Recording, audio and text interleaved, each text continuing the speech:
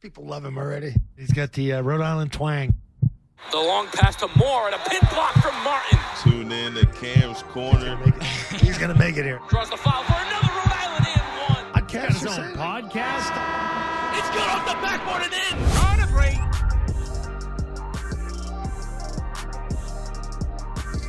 And we're back, guys. Welcome back to another episode of Cam's Corner, Season 4, Episode 6, Episode 106, 98.5 The Sports Hub's newest headline, anchor, and co-host of the Zolak and Bertrand Show, Tim McKone. Tim, thank you so much for hopping on. Thanks for having me, Cam. I appreciate it. Yeah, for sure. My first time, we were just talking before we started, at the Sports Hub was 2 summers ago. I was an intern for Zoe and Beetle for about like 3-4 months in the summertime. And I saw as well, I think it was a year right after you left Channel 10. So for myself, I'm from Johnston, Rhode Island. I was wondering if you were from Rhode Island. Just talk about where you're from and how the sports background really started for you. Yeah, so I'm actually from Worcester originally, about an hour from Channel 10, and I went to school at Roger Williams, and so went there originally to play basketball. Turns out I was not a good basketball player, so that career ended pretty shortly into my college stay at Roger Williams, and so kind of transitioned to doing some sports stuff. So interned for NBC 10. When I was at Roger Williams, and then eventually my first job out of school was at a radio station in Worcester, WTAG, where I was doing intermissions and a weekly show for the Worcester Sharks, which were the AHL team at the time in Worcester. And then eventually from there transitioned to do some TV at a station in Worcester, and then found my way back to NBC 10 with Rhode Island legend Frank Carpano and Rhode Island legend Joe Kayada, and was there for 5 years with those guys before eventually moving on to 98.5 here in Boston. Yeah, I can't wait to dig deep into like all like the journeys that you've been through and the different types of positions you've held over the years. But backtracking a little bit again to myself, like I had Hardy on the podcast again that time during my internship.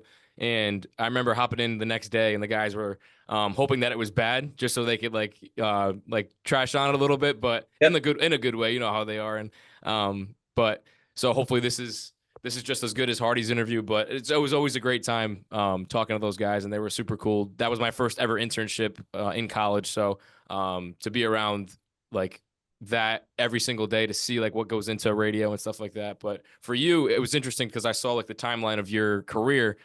Kind of bouncing back between radio and anchoring. I wanted to know firsthand too, what was that transition like? You mentioned that you go to Roger Williams. What was your mindset going through school? Was it, I want to be on the radio, I want to anchor, or was it, I want to do journalism? What was your mindset at that point? There was no mindset when I was at Roger Williams, and that was part of the reason I wasn't probably super successful as a student. My freshman year, we were all over the map. No, but I always knew that I wanted to do something when it came to sports, whether that was coaching or whatever it happened to be, and wound up being a communications major and fell in love with sports talk radio, actually kind of landscaping during my college years. And that's when I kind of got hooked in terms of that platform itself. Well, in the TV side of it, that was really NBC 10 and going out with Frank and going out with Joe and going to the Patriots and kind of being inside the locker room and doing it. And so they're 2 completely different jobs. Like, yes, you are around the teams and yes, you're talking about the teams when it comes to sports talk radio. But the platforms themselves are entirely different. I think radio prepares you for TV a lot better than TV would prepare you for radio. And what I mean by that is just that, like, when you look at TV, you know, anchoring sports on the weekends at NBC 10, I would have 4 minutes. Here, our segments are 15 minutes. You have to fill, you have to talk. And so when it comes to doing a live shot at NBC 10, where you're out front of Gillette Stadium and you have to talk about the Patriots for a little bit and be live on camera, there's a certain comfort level that comes with being able to talk because of radio. And going the other way, I'm not sure how well that translates. It's a little trickier of a transition, I think. Yeah, and for school, again, you said you didn't have really a mindset of what you wanted to take out of this sports journey, but as far as making demo reels and demo tapes. I know that's a big part of landing sports jobs. For yourself, what was it like landing that first gig with iHeartRadio? Did you have any tapes before at Roger Williams? And then like kind of going down the line, how did it get easier for you to make those tapes after having multiple different opportunities? Yeah, I had a tape at Roger Williams, and the guys on Zolak and Bertrand found it. And much Yeah. like you, Cam, they completely roasted me for it, and deservedly so. But I would say this for anyone that's in college or wants to get in this business: if you watch my tape in college, if I can go from what that was to where I am now, then anybody can do this, because it's the worst thing anyone's ever seen in their life. It all-time terrible stuff. But there's certain comfort level that just comes with repetitions. And so that's what I tell any intern that we have, and whether that's TV or radio, but just the more reps you have doing something, the more comfortable you're going to be. And then the other part of it too, is obviously this is a business that's very reliant in terms of relationships and sort of who you know. And so as a student, when you have the opportunity to do internships, I always tell kids, do as many as you possibly can, right? I know you usually have to do one for school, but there's no reason that you can't do 2, 3, 4 and just build up your network, also build up experience. And on top of it, a lot of times, like with the internships in college, you get to do some really cool things. Like, as I remember interning at NBC 10, I got to go to the Patriots every single week. Every Wednesday, I was inside the locker room, and you're bumping shoulders with Tom Brady and Randy Moss and stuff. And as a college kid, that's really cool, and to have that opportunity. So not only you're networking, but you're getting experiences and kind of getting a feel for the job, and maybe what path you want to go in terms of your career as well. So I always tell kids, do as many tapes, resumes, podcasts, radio hits. If you have a radio show that you can do at school, do that, and then and do as many internships as you can, and just try to prepare yourself, for as many opportunities that may present themselves, where you can say yes and sort of have a comfort level with that coming out of school. Yeah, and I got lucky with this podcast too, because it's based off of where I'm from. It's not anything with the school or anything like that. And actually, I was probably like 10 or 20 episodes in when I started with Zoe and Beetle, and now I'm like past 100. And I've talked to, well, they know it, but Joe Mazzulla, his dad Dan, was a huge part of my life growing up. Yep. And during that time too, I made a documentary on his life, premiered it the year after. So Joe really helped kickstart the podcast off the ground in 2021. And since then, I've talked to professional athletes, broadcasters, and like, I never did it to like draw attention to wanted to draw attention to my name, but just being able to talk to people like yourself and athletes. And so I'm a huge Knicks fan. I talked to Bill Pito. He's the studio host for at Madison Square Garden. So a lot of great advice, one, and two, it's so good to network. You talk a lot about networking, and that's how you kind of work your way up the ranks in this type of industry. So what was that kind of aha moment where you realized, like, okay, this could be something bigger than I imagined, networking yourself around these different types of opportunities?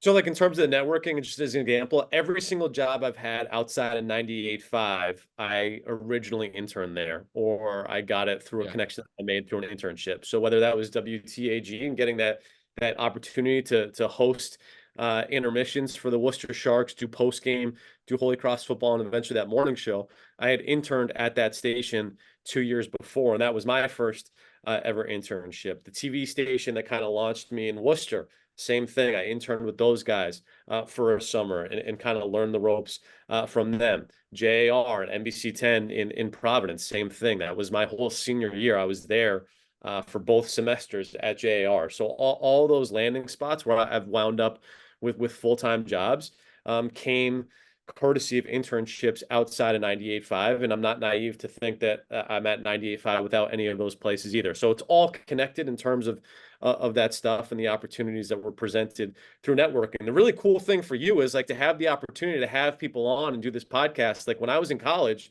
that wasn't a thing. I don't think I'm that old, but apparently I am, because we didn't have that opportunity. You could do a weekly radio show at Roger Williams, and that was it. That was really your one shot at it. So I was with a couple of guys, and we would do a sports talk show for an hour, and it was what it was. But you're just already at such a higher level than what I was coming out of school, because of the reps that you've gotten on this podcast, the connections that you've made. And you're right. It's not like when I say connections and having the opportunity to, like, know people and stuff like that, I'm not saying that like you're using people, but just you have people that you've made real life connections with that you can lean on in terms of helping you with your career or any advice that you might want when you first get out of school, which every kid does because you don't know what you're doing. And so it's an unbelievable opportunity and a platform that you've kind of created for yourself, and you're already miles ahead of the game in terms of where I was coming out of school. Yeah, thank you. I appreciate that. It's so crazy how much Zoom has helped all of that, the trajectory of everything, because um a lot of the guys I had on when I was at the Sports Hub was like uh Hardy, like Bob Sosi, Sean Grandy, like those are guys that it's like 8-year-old Cam would be like, and like I would not imagine being able to talk to with the Celtics voice or the Patriots voice or a host of a radio show, a sports radio show. So that helped me out a lot at that internship too. And I remember T-Bone, Tom Morgan, who was a huge help, gave me a letter of recommendation as well. He would give me like the contacts of these people, like emails, like reach out, say you're an intern. And I took it upon myself just every day to try to meet somebody new or connect with somebody new. And even like last year, you mentioned how when you were at NBC as an intern, I was at Channel 12 as an intern last summer under Maury Hirschgordon, Sam Knox, Taylor Beasley. They were tremendous. And I was at Patriots practice, like you said, every day. Patriots practices. Porzingis signed with the Celtics. Jaylen Brown had that big contract extension. I'm at all these things as like a 20-year-old. So it made the vision like real. Like, okay, this senior year, I just got to like attack it, make a really bang up real demo resume and all that. So I guess going off of that, I mean, your time at NBC was probably like the longest time you've been at a position. Was it like a little bit over 6 years? 5 and change. Like probably about 5 years, I want to 5 and say. change. Yeah, around there. So for myself, coming from Rhode Island, I mean, Frank Carpano was an icon as well, and he's been a good mentor of mine. What was your favorite part of not only working with him, but your favorite part of just covering Rhode Island sports in general? Because I know you had a job with Cox TV as well, covering like PC and URI hoops. Just talk a little bit about that. Your favorite part of covering Rhode Island. Yeah, I mean, I'm a huge college basketball guy, and so that's honestly my favorite sport.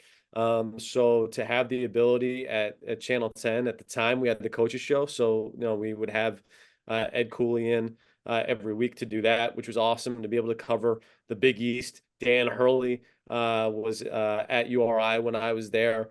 Bryant was up and coming at the time as well. Obviously, like the Ivy League kind of speaks for itself. So to be able to cover all those college basketball programs when I was in Providence was really special. And I just think Providence in terms of a sports market is really hard to beat because, especially when you're working at one of those stations down there, whether it's 6 with Nick Coit and Ian Steele, who are phenomenal, or everyone at Channel 12 and Channel 10, you get to cover all the Boston pro teams and then also get to mix in high level college basketball.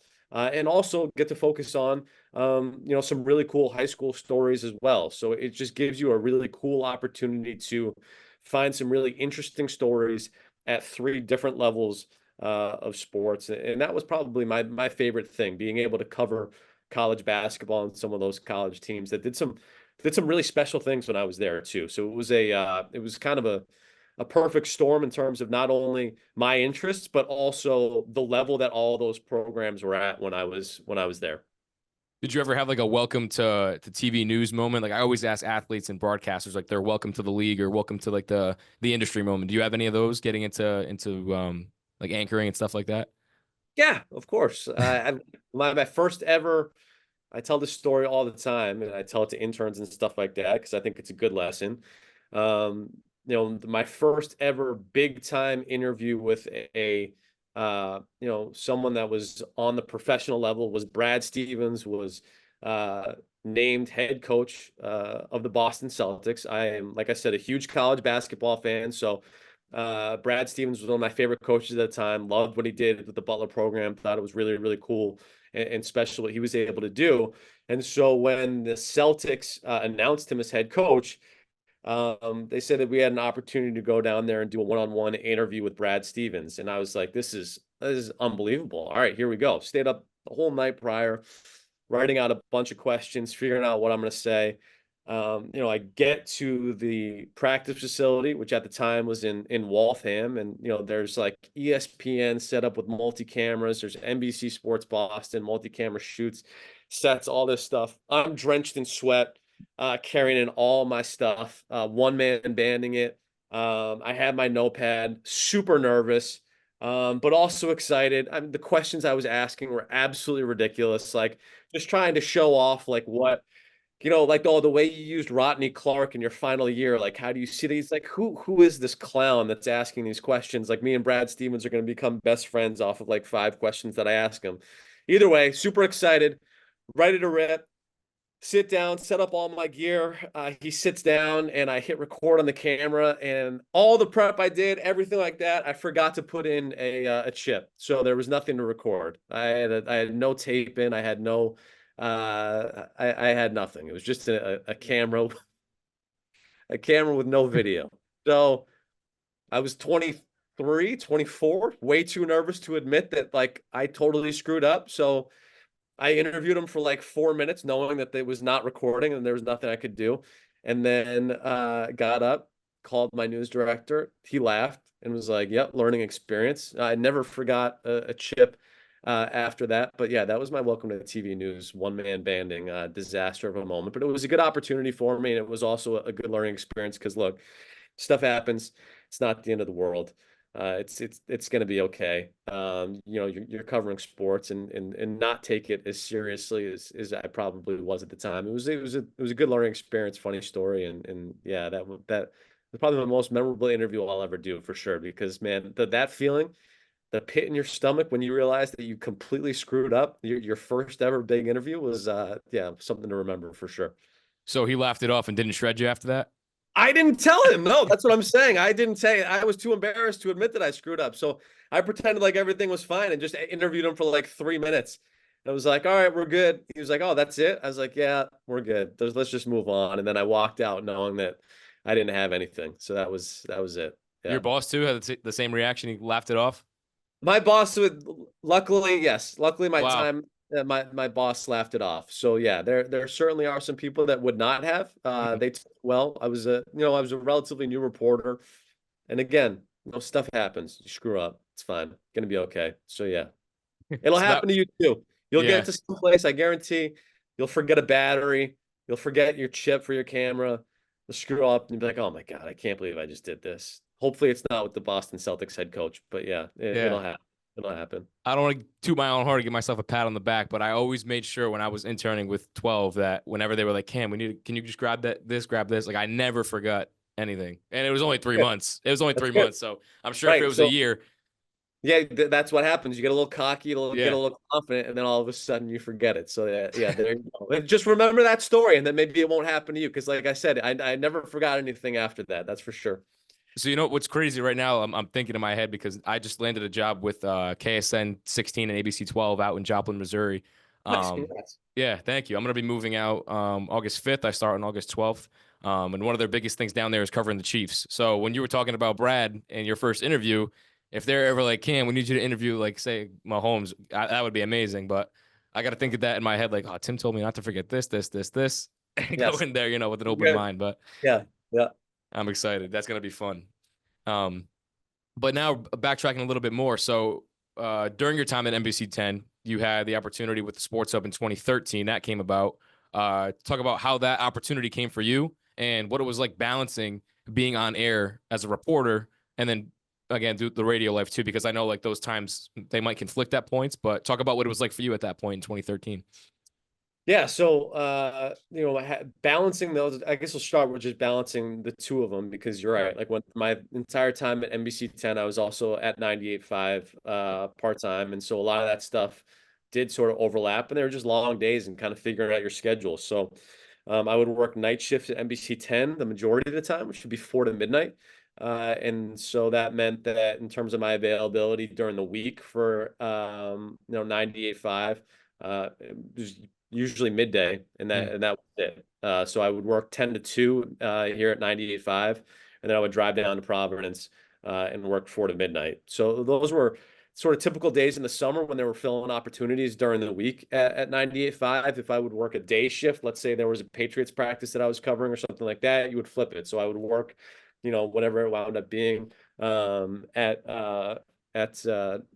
NBC 10, 9 to 5, whatever it was. And then I would come here and work the night shift and fill in with Jones or whoever it was that I'd be working with. So that was kind of how I balanced it. It was obviously NBC 10 was my full-time job, so it was just kind of figuring out shifts that 98.5 that worked around it. As for like sort of the two mediums, like I said, they're entirely different, and you certainly are not gonna offer as much commentary during a normal sportscast at like an NBC 10 or a Channel 12. Certainly we had a Patriots show on Sunday nights at NBC 10 where we could do a little more of that.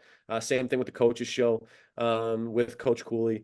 At the time, you had more of an opportunity sort of give your take on the current situation. But for the most part, you're just kind of delivering the news and sort of facts and things that happened on those sportscasts typically, which is obviously a lot different at 98.5, where you're on for a significant amount of time giving your opinion on things, and it tends to get a little looser and a little more off the rails than what it certainly does in television. So that was kind of balancing it from a scheduling perspective, and also knowing that the two roles are sort of different in terms of what you're bringing to the table on the air.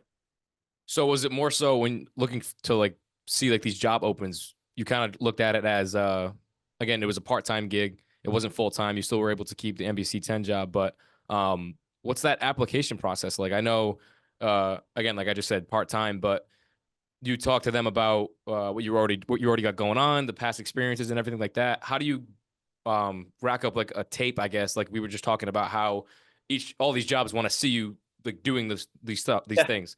So again, you just said reporting is completely different. So what was that application process like in trying to get this gig?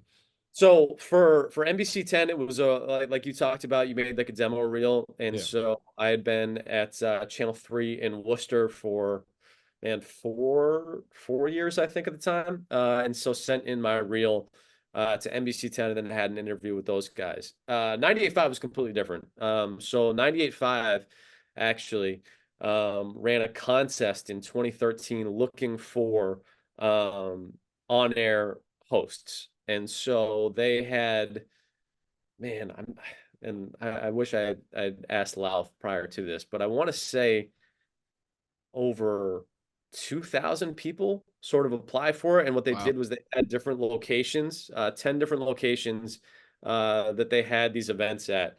And you would go on and you would read headlines. And from each of those locations, they picked a winner from the location based on your tape that you did live. And then from that 10, you went into the station, interviewed.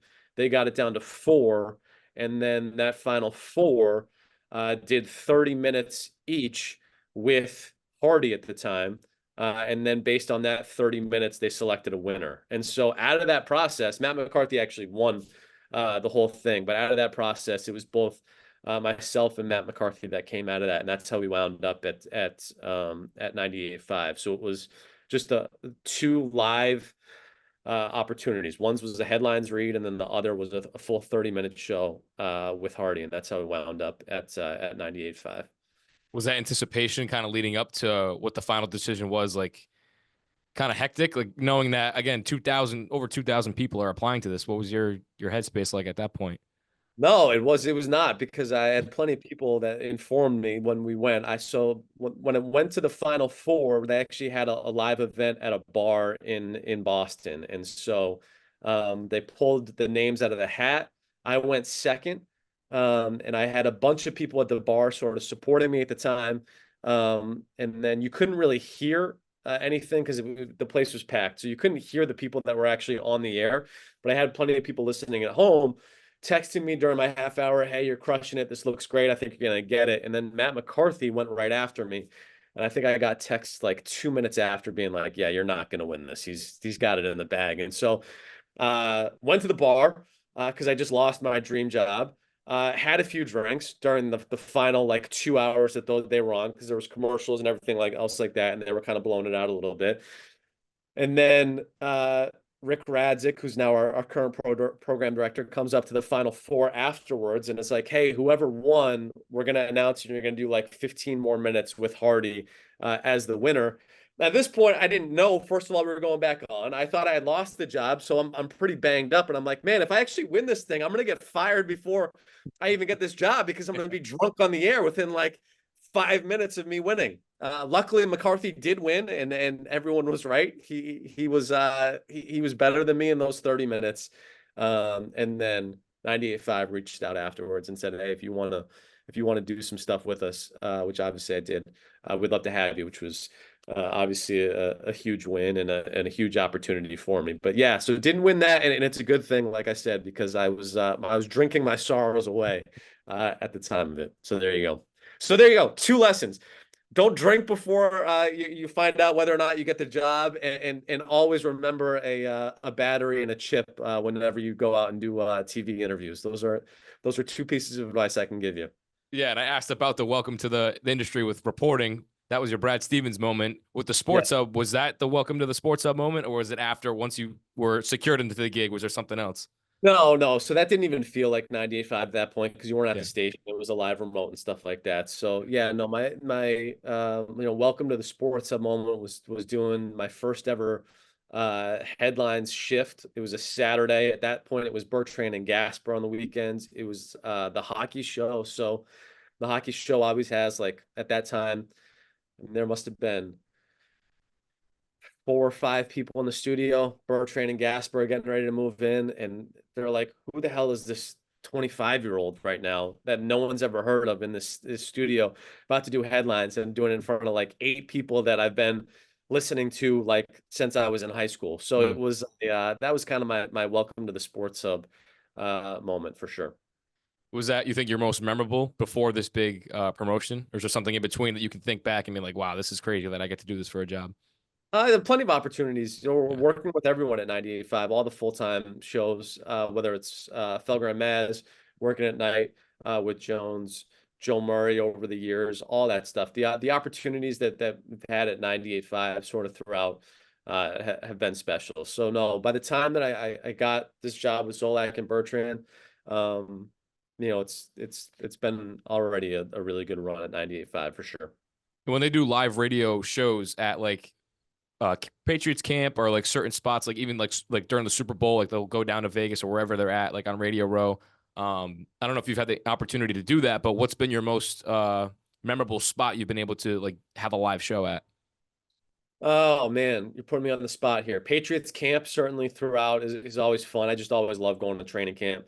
So being able to do some shows there have always been really fun. Doing some pregame stuff for big time playoff games, even if you're not in the building, whether there's a big Celtics game and you're doing pregame, halftime, and postgame, is always a really cool opportunity. So there have been plenty of them, but in terms of like remotes, I would probably say, those Brady years, and being able to be down at the stadium for that type of stuff is probably up there for sure. Yeah, those Brady moments must have been sick. I remember so Sam Knox was somebody that I looked up to at Channel 12. I don't know if you know Sam. Oh, yeah. Yes, great guy. Now he's one of my good friends and somebody that I can keep looking up to as like I go on in my journey. But his first, I think he interned with Nick. Yeah, he interned with Nick Coit and Ian Steele at 6. Yeah. And one of his first times when we talked on the pod was watching Brady walk out for practice. Yeah. Do you have like your first memory of being able to cover Brady in those years? Yeah, I mean, like I said, that first opportunity and sort of taste of covering the Patriots was interning at Channel 10 in Providence, and so every Wednesday I would go with Joe Kayada down for Brady's press conference, and then go inside the locker room with those guys. So that was really the first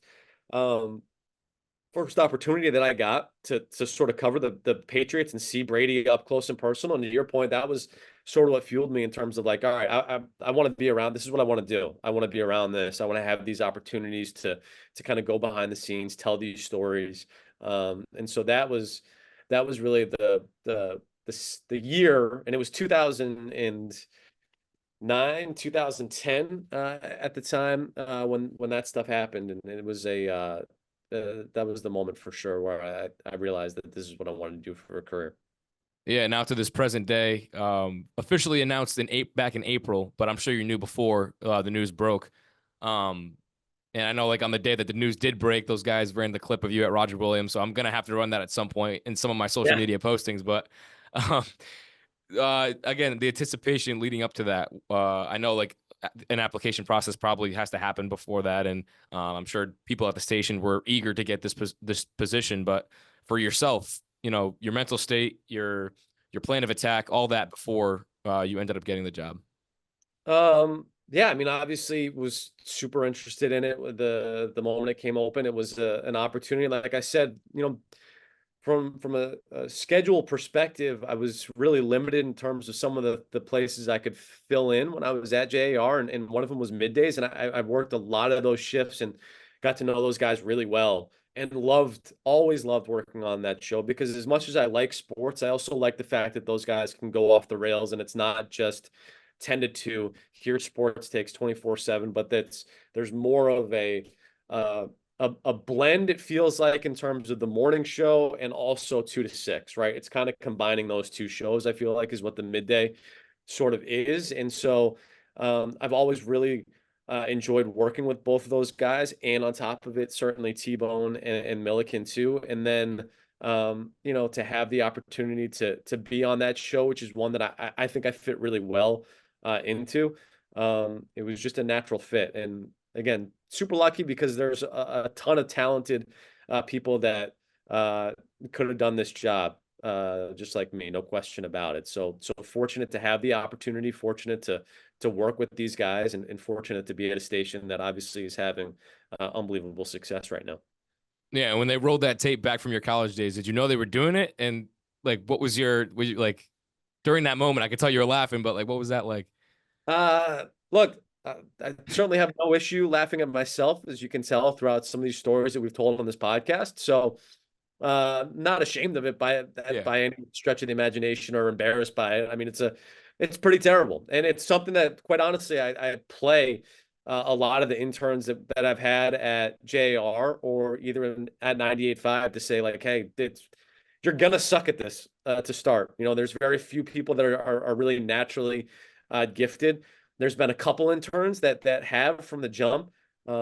Stone Freeman, a guy at URI, I think has just always been a pro's pro from the time he was 10 years old, it feels like. But there are very few Stone Freemans out there. There's a lot more Tim McKones in terms of what they are like when they first try to do this stuff. So no, I did not know. I knew that T-Bone knew about that because I think I've shown it to him in the past, but I did not know that they were going to roll that out. So that was certainly a nice way. But again, that's part of why I love that show, because it's just kind of busting, but it feels like you're just kind of busting balls with your friends, right? And so certainly cool with it. And it's a tape that I've tried to get deleted for a long time off of YouTube.